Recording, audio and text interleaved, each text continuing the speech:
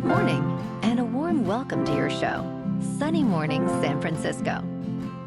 I'm your host, Melissa, and it's Tuesday, September 16th. You'll be interested to know, 138 years ago, today in 1887, the Montreal Protocol was signed in Montreal, Canada, marking a landmark moment of global cooperation to protect the Earth's ozone layer by phasing out harmful chlorofluorocarbons, a shining example of human unity and scientific foresight.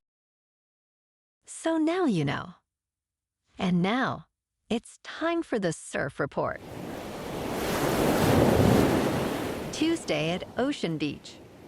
This morning it's looking clean with waves at 3+ feet. Conditions hold steady through the morning with clean waves continuing until noon. By 1 o'clock, expect the waves to drop to 2 to 4 feet and the conditions to shift to fair as the wind picks up to onshore at 7 miles per hour. Best time to ride is at 9 a.m. with a 5-foot high tide when the south-southwest swell is 1.5 feet at 18 seconds and the onshore wind is 2 miles per hour. The first high tide on Tuesday will be 5 feet at 9:30 a.m. followed by a 3-foot low tide at 2. The nearshore buoy in San Francisco Bar reads 63 degrees for the water temperature. Wednesday offers clean conditions with consistent 3+ foot waves throughout the morning, while winds remain light. On Thursday, conditions become choppy with 4 to 6+ foot surf as stronger onshore winds develop.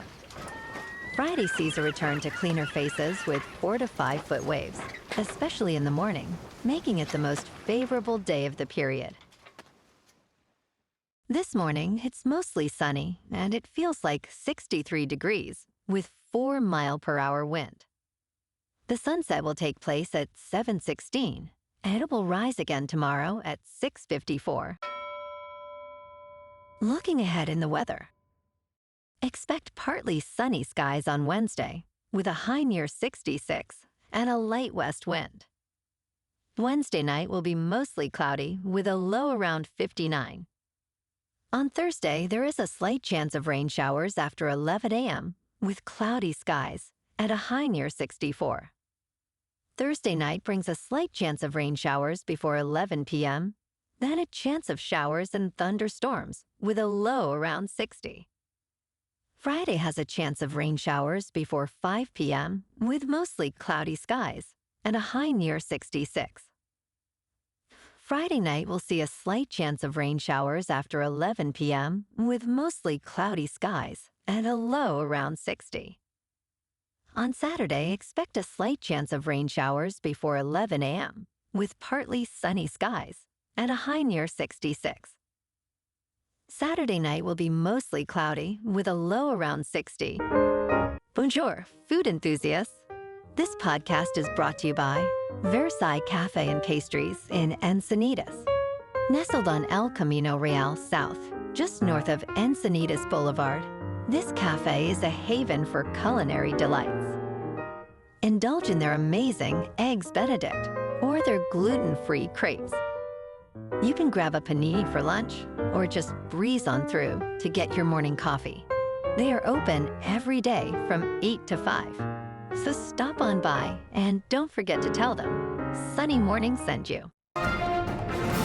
In local news, one of Northern California's most storied estates, Green Gables, has finally found a buyer, selling this month for $85 million after a steep price cut from its original asking price of $135 million in 2021.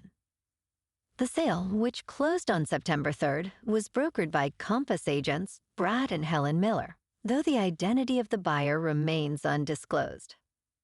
Originally built over a century ago by San Francisco businessman Mortimer Fleishhacker, the estate features a compound of 7 houses, English gardens, equestrian barns, a tennis court, and a massive Roman pool.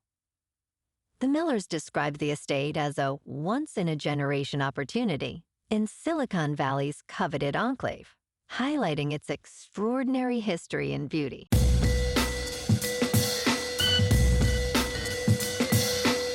Now on to sports. Bengals quarterback Joe Burrow will undergo surgery for a turf toe injury, and he is expected to miss at least 3 months. Burrow left the game against the Jacksonville Jaguars in the second quarter and was seen with crutches and a walking boot after the match. In his absence, backup Jake Browning led the Bengals to a come-from-behind victory, completing 21 of 32 passes for 2 touchdowns. Cincinnati will face the Minnesota Vikings on Sunday as they hope to recalibrate their offense around Browning's strengths. Burrow's recovery will be closely monitored as he aims for a return later this season. And last night on Monday Night Football, the Bucs beat the Texans in a nail-biter 20-19. Baker Mayfield was 25 for 38, with 215 yards passing, 2 touchdowns, and 0 interceptions. C.J. Stroud was 13 for 24, with 207 yards, 1 touchdown, and no interceptions. In Game 2, the Chargers beat the Raiders 20-9. Justin Herbert was 19 for 27, with 242 yards passing, 2 touchdowns, and 0 interceptions. While Geno Smith was 24 for 43, with 180 yards, 0 touchdowns, and 3 interceptions. Yowza! Next week, the 2-0 Chargers face the 1-1 Broncos in Los Angeles. In local sports, last night at Chase Field in Phoenix, the Giants lost to the D-backs 8-1. Gallen pitched 6 innings with a 1 earned run performance to earn the win for Arizona.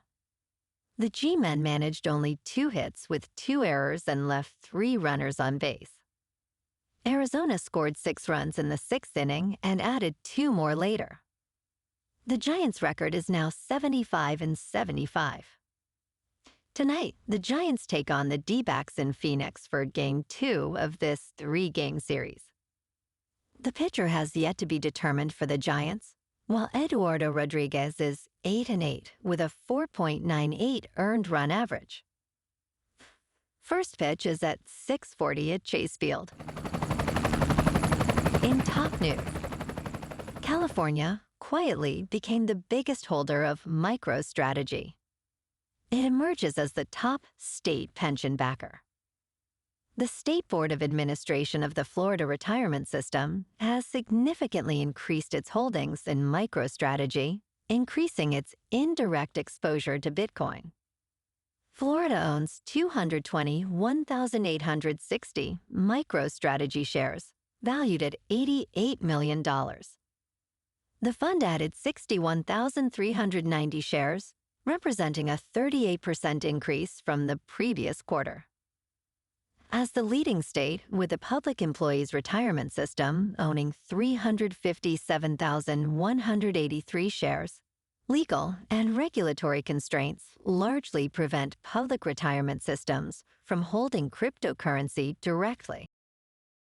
In business news, Elon Musk, the Tesla billionaire who tops Forbes' rankings of the world's richest people, has returned to his day job after leaving President Donald Trump's White House. Musk, who holds $1.3 billion worth of Bitcoin on Tesla's balance sheet, has issued a warning about the spiraling $37 trillion U.S. debt pile. He stated, "At the end of the day, our national debt, which is insanely high, the interest payments exceed the Defense Department budget, and it's rising. So if AI and robots don't solve our national debt, we're toast."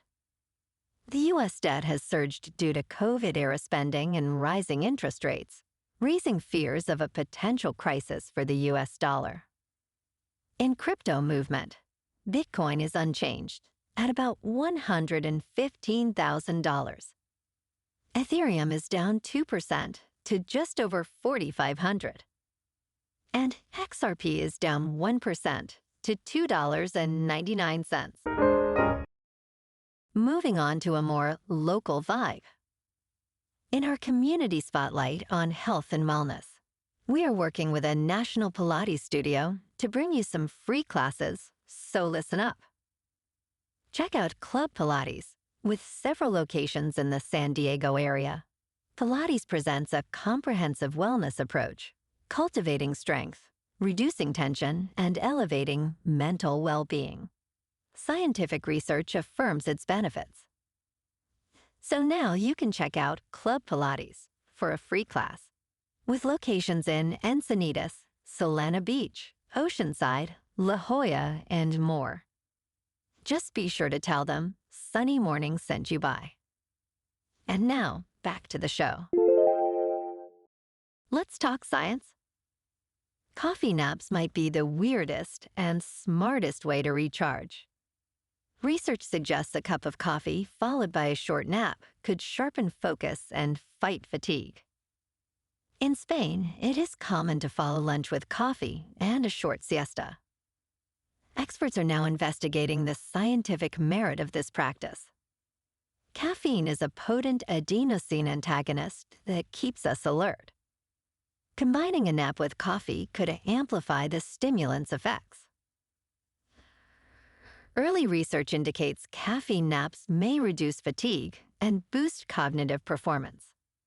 However, more studies are needed to confirm these findings. Ultimately, individual responses to caffeine naps vary. And in entertainment news, Claire Danes stars in The Beast in Me, a gripping new series where she plays a reclusive author caught in a deadly game with her neighbor, portrayed by Matthew Rhys, who harbors dark secrets. The teaser, released on Monday, opens with Dane stating, "We are, all of us, drawn to monsters," adding, "We flirt with death to prove we are truly alive."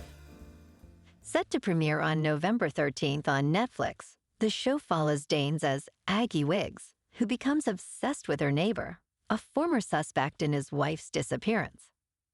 Executive producer Howard Gordon of Homeland highlights the show's complexity, stating, "It really is about all of our complicity." Brittany Snow, Natalie Morales, Jonathan Banks, and David Lyons also join the cast. Well, alrighty, folks, it's time for the quote of the day. And today, our quote comes from the American environmentalist and author Rachel Carson. And she said, "In nature, nothing exists alone. This reminds us of the interconnectedness of our actions, like the global cooperation seen in the Montreal Protocol, which highlights the importance of unity in addressing environmental challenges." And that's a wrap for this morning. You can check out our Instagram, YouTube, and TikTok for some captivating aerial videos with local news and the surf reports. Have an amazing day, my good friends. We'll see you tomorrow with another episode of Sunny Morning San Francisco.